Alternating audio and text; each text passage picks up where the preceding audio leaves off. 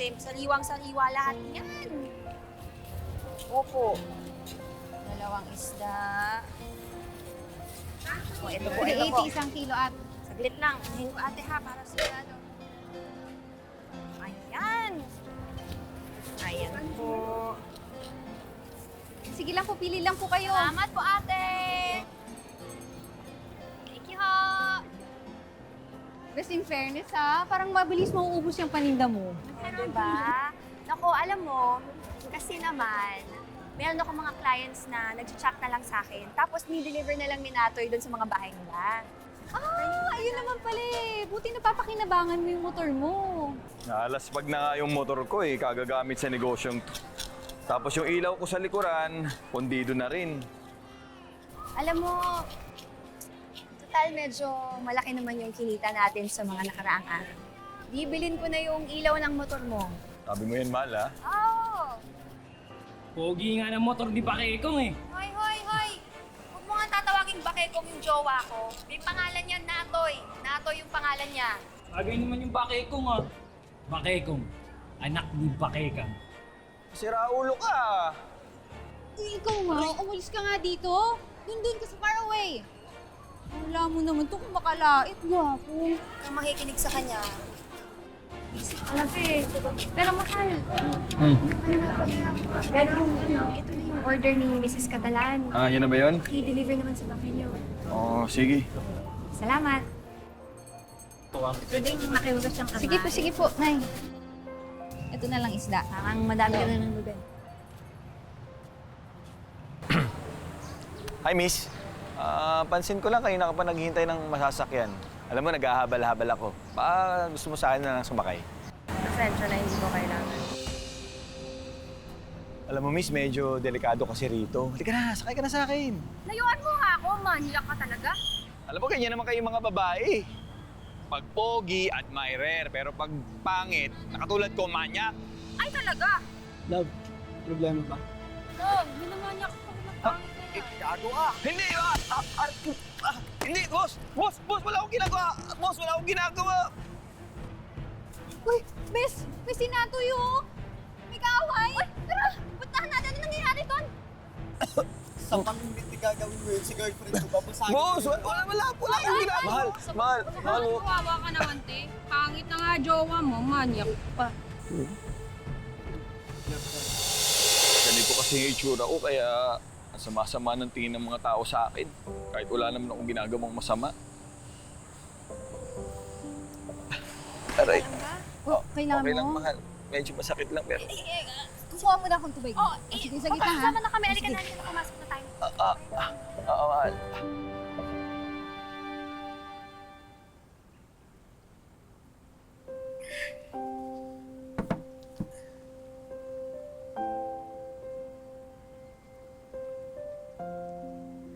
Mahal, ang dami niyan ha.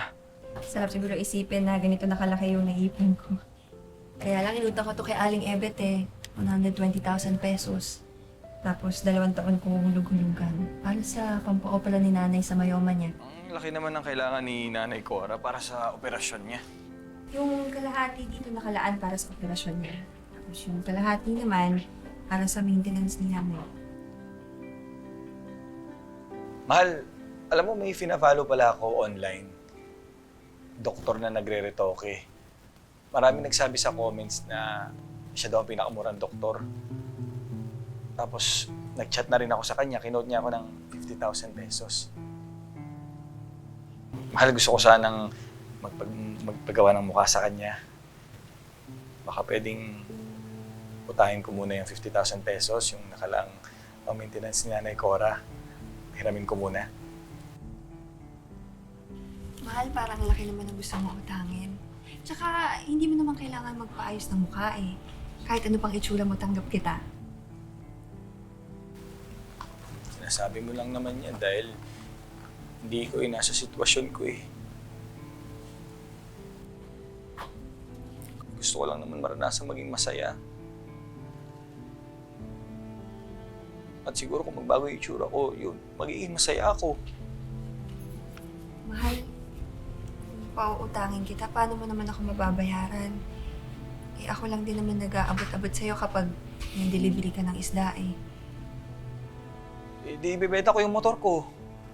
Naghahanap na din naman ako ng buyer, mahal eh. Tapos kapag may nakabili na ng motor ko, mababayaran na rin kita ng buo, mahal. Sige. Sige, papahiramin na kita. Pero promise mo sa akin, babayaran mo ako kaagad ha. Gagawa ko dala ng paraan yung maintenance ni nanay. Salamat ha, salamat. Kaya mahal na mahal kita.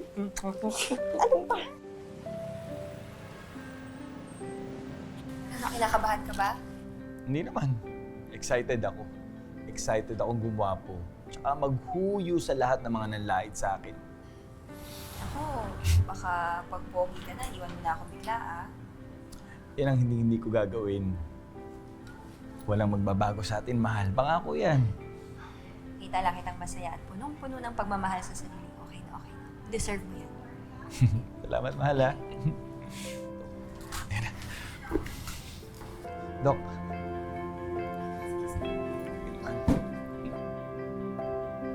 Sige na. Okay.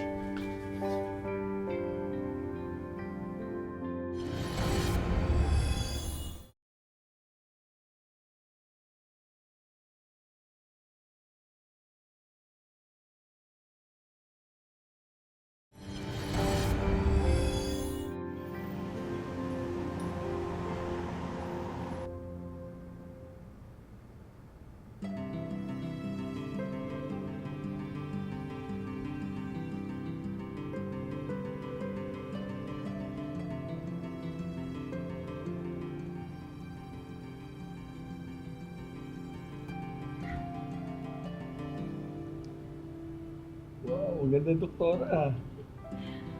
Dok, nakita niyo ho ba yung boyfriend ko? Si Natoy ho. Napansin niyo po ba kung nandito siya? Who you? Anong po yun? Biro lang, mahal. Mahal, salamat.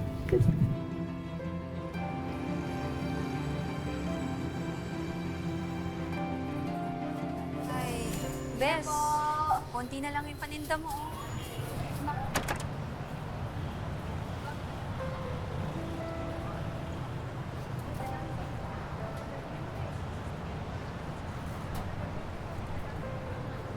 Kung tuturuan kita, mas okay yun.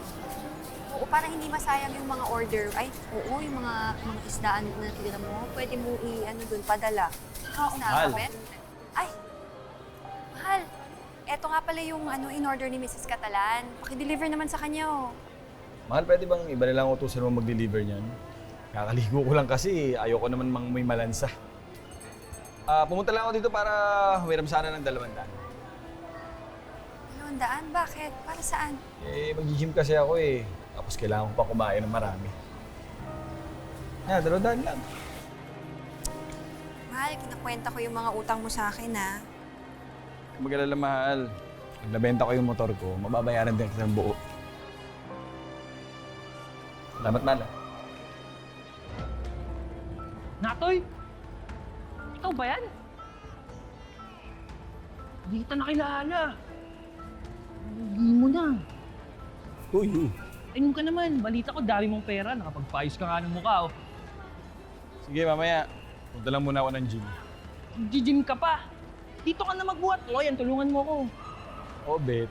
Hindi na tayo katulad ng dati. Sa akin naman tong mukhang to kung magiging kargador lang ako, di ba? Sige na. Wow. Una na ako. Mahal, salamat ha.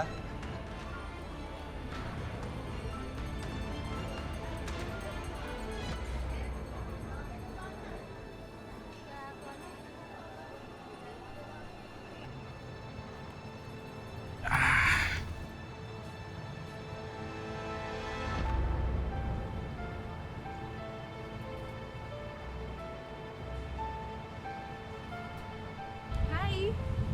Naghahabal-habal ka? Nagmamadali na kasi ako magtrabaho. Naku, miss, baka mamaya bugbugin na naman ako ng boyfriend mo niya. Oh my God! Ikaw pala yun? Ang laki ng pinagbago mo. Ang gwapo mo na. Pasensya na pala sa nangyari noon. Paano ba ako makakabawi sa'yo? By the way, wala na kami nung basagolero ko, ex. Ganun ba? Ibig sabihin, pwede na kitang halikan. Halik lang. Halika na, sumakay ka na, please.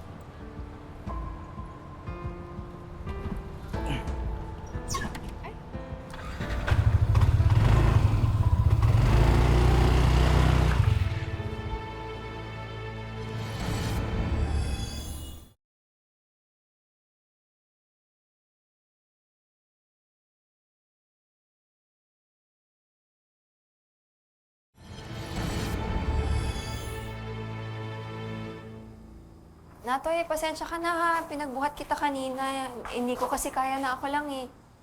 Susunod nga, kay Obit ka na lang magpatulong magpabuhat. Kahit bigyan mo lang ng 50 yun eh. Kamusta na nga pala yung gusto bumili ng motor mo? Wala na yun. Di ba naghahanap naman ako ng bagong buyer eh. Kasi, mahal, yung kinita ko kanina pang puhunan lang. Kailangan na rin na nanay yung pang-maintenance niya. Tapos, kailangan ko din maghulog kay Aling Ebet. Kasi, Eh di manghiram ka na lang ulit kay Nanay Ebet.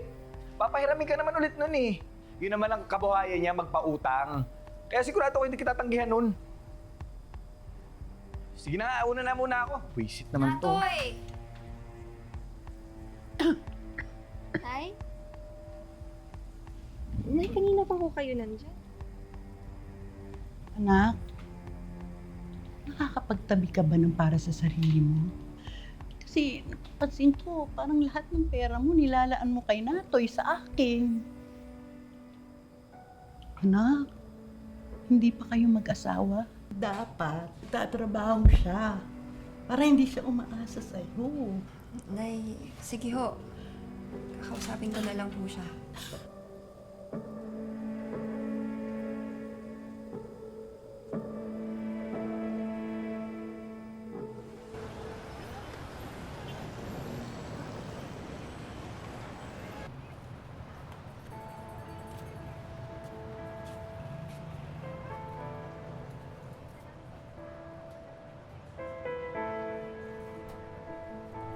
Bili na ho!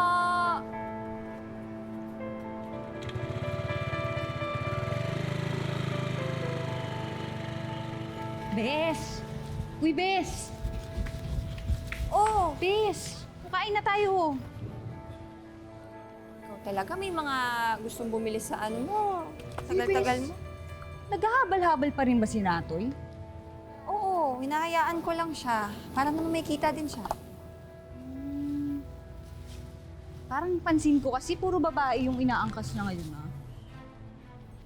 Alam mo, kung magsiselos lang ako at patitigilin ko siya, ako lang din mahihirapan. Hihingi at hihingi yun sa akin. Okay. Pero bakit? Magkano na ba yung nabayaran niya sa'yo ngayon? Wala pa. Pero sabi naman niya may interesadong bumili sa motor niya eh. Bes, eto, kutob ko lang to, ah. Sa tingin ko, wala talagang balak si Natoy na ibenta yung motor niya. Tingin ko, ginagawa niya lang yung dahilan para makautang pa siya sa'yo. Pero ikaw, sige, kumain ka na nga dyan. Salamat ha. Sarap. Joanna, hulog. Aling Ebet, okay lang po ba kung bukas na lang po ako maghulog sa inyo? Kasi po yung kinita ko ngayong araw, pambibili ko sana ng gamot ni nanay. Lahat tayo may pinagdadaanan. Pera kailangan ko, hindi drama. Opo, Aling Ebet. Promise po bukas, maghuhulog na po ako sa inyo. Ewan ko sa'yo. Bukas, ha? Opo.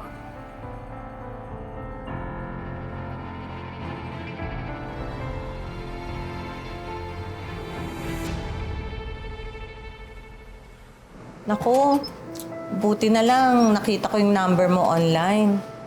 Kasi ayoko namang magbaha dito sa kusina ko, no? Wala akong problema, ma'am. Ayan ho, ayos na ho.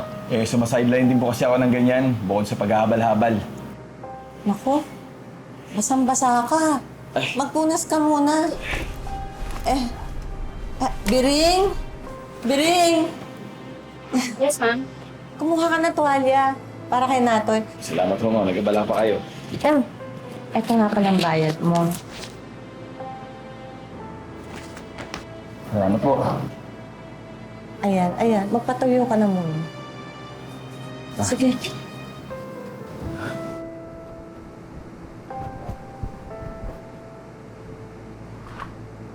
Ang laki po pala ng bahay niyo, ma'am, no? Mag-isa lang kayo dito? Well, naunang namatay ang asawa ko. Yung isa namang anak ko, may pamilya na sa Japan. Nagsarili na rin. Kaya, nag-iisa ako rito. Pero sa totoo lang, malungkot mag-isa. Yung masarap pa rin yung may katuwang ka sa buhay. Actually, yun na lang nga hinihiling ko sa buhay ko ngayon. Yung meron akong makasama sa buhay, may katuwang ako sa buhay. Putal, nakaipon na rin lang ako. May pera na rin naman ako.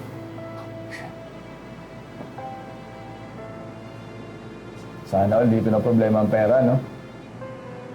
Yan din kasi ang pinoproblema ko araw-araw, eh. Ang totoo niyan, ma'am, hindi ko rin kasi kayang buhayin yung sarili ko, eh. Maluhurin kasi ako. So, naghahanap ka ng magsusustento sa'yo. Yung bubuhay sa'yo at ibibigay lahat ng luho mo. Kaya kong gawin yun. Lalo na sa isang gwapong katulad mo. Talaga, ma'am? Telma. Telma Telma. na lang. Kaso, ang tanong, ano naman ang kaya mong gawin? Lahat ng gusto mo. Sounds good to me.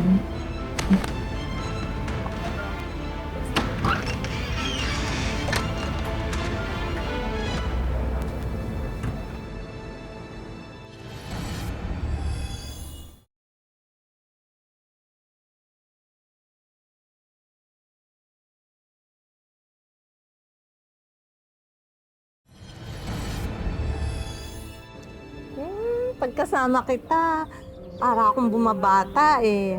Eh, maganda ka naman talaga, eh. Kaya nga nagustuhan kita, eh. Bolero. Hindi, totoo sinasabi ko.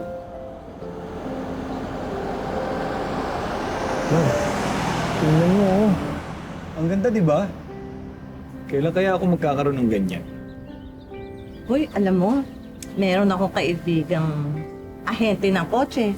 Gusto mo magtingin-tingin tayo? Talaga, love? Kaso, hindi ba nakakahiya? Ako, hindi, no. Basta ako, binibigay ko lahat pag mahal ko. Ganun ako magmahal. Sweet naman yung love ko. Pakis ka! Kikiliti ako. Wag yung ilong ko, love. Nanggigigil ako sa lalaki. Pinipisil ko yung ilong. Basta, wag lang yung ilong ko. Medyo sensitive kasi ako dyan, eh. Sensya na, love, ha? Sige na nga. Teka, love, yung shota mo, kailan mo ba i-break yun? Gusto ko kasi sa akin ka lang, ayoko may kahati. Hayaan mo, love. Umahanap lang ako ng tiyempo, ha? Talaga? Opo. Promise. Okay.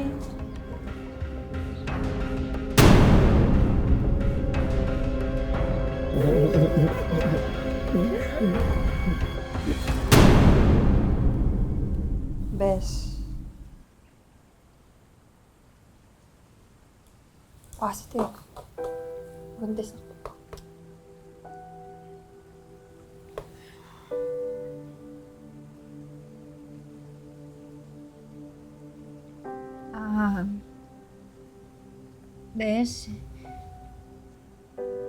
Bes, ayoko na sanang dagdagan yung iniisip mo eh. Pero may kailangan kang malaman. Ano yun? Bes, nakita ko kasi si Natoy. May kalandian siyang babae dun sa may ukay. Kakantong pa nga niya yung babae nung naghaharutan sila eh. Actually, may edad na yung babae.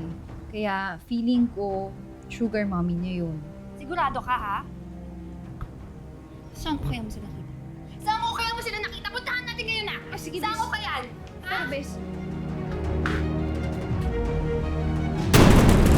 Natoy! Natoy, buksan mo to! Love, gising. Baka may kumakalubog doon sa labas ah. Buksan mo to! Yung girlfriend ko nasa labas. Love, si Joanna nasa labas. Akala ko ba hiniwalayan mo na yun? Mamaya na ako magpapaliwanag sa'yo. Sige na, pauwiin mo muna siya, bilis. Natoy! Sino ba yan? Natoy, lumabas ka dyan! Sino ba yan? Buksan niyo katao! Buksan niyo! Natoy, lumabas ka! Sino ba kayo? Ano bang kailangan nyo? bes, siya nga. Siya nga yung babae ni Natoy. Ang pinagsasabi nyo? Ikaw, ang tanda-tanda mo na, pwede mo na maging anak yung jowa ko. Nasaan si Natoy, ha? Andito ba siya sa loob? Hoy, nandito? tumigil ka ha? Nandito Bawal siya eh. pumasok dyan! Bawal ka Natoy! pumasok! Bawal pumasok! Natoy! Nasaan ka? Tumigil Nasaan na yung jowa ko, Bahay ha? ko to, ha? Wala akong Hindi pakialam ako kung bahay. kayo. Wala akong Tawag pakialam ako kung ng bahay mo. pulis. Tumawag ka. Nasaan yung jowa ko, ha? Natoy, Wala nasaan akong ka? jowa mo dito! Natoy, nasaan ka? Natoy! Sige, hanapin nyo. Wala naman. Oh, ayan oh. Ayan yung tsinelas niya oh. May kita mo? Nagsisinungaling ka pa? Natoy! Natoy! Kasi kayo. Malis kayo. Didimanda ko kayo. Manloloko kayo, Natoy!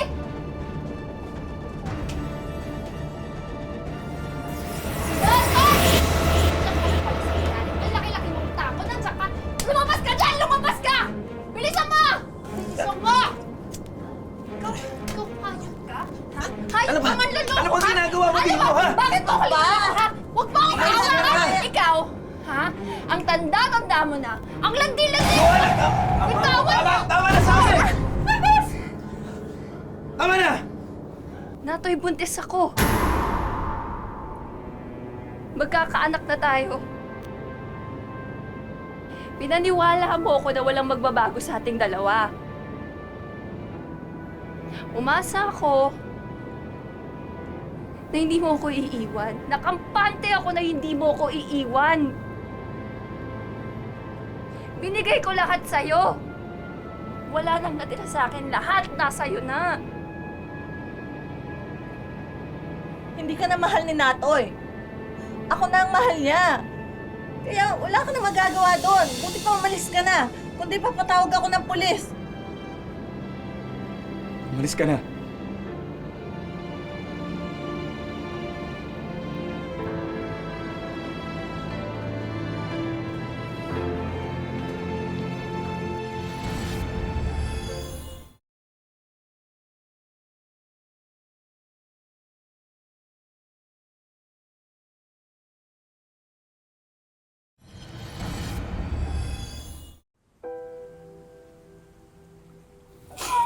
Paano na itong batang dinadala ko?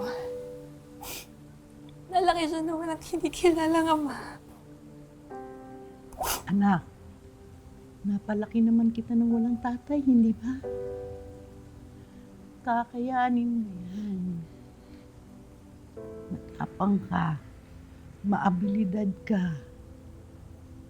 Hindi mo kailangan ng isang Natoy sa buhay mo.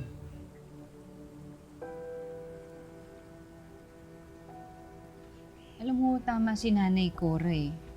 Kung tutuusin, wala naman talagang inambag yan si Natoy sa buhay mo.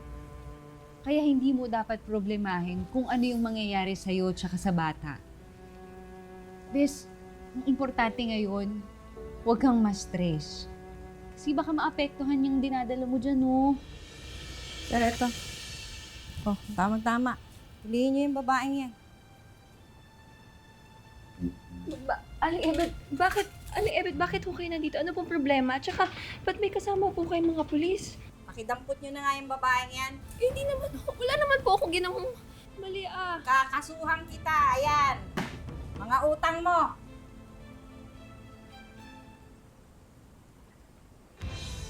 Aling Ebet, bakit po umabot to ng 300,000? Tsaka po yung ibang petsa po dito, hindi naman po ako yung uputang nito. Wala akong utang na ganito. Eh baka yung sinasabi mo, yung mga inutang ng boyfriend mo, kinarga sa'yo, pinangalan sa'yo. Ho? Wala na akong pakialam sa inyo. Basta binigay ko sa inyo pera, magbayad kayo. Aling Kulong ka. Hindi ko alam yun. Wala po akong alam dun. Wala akong pakialam. Mag-usap kayo ng boyfriend mo.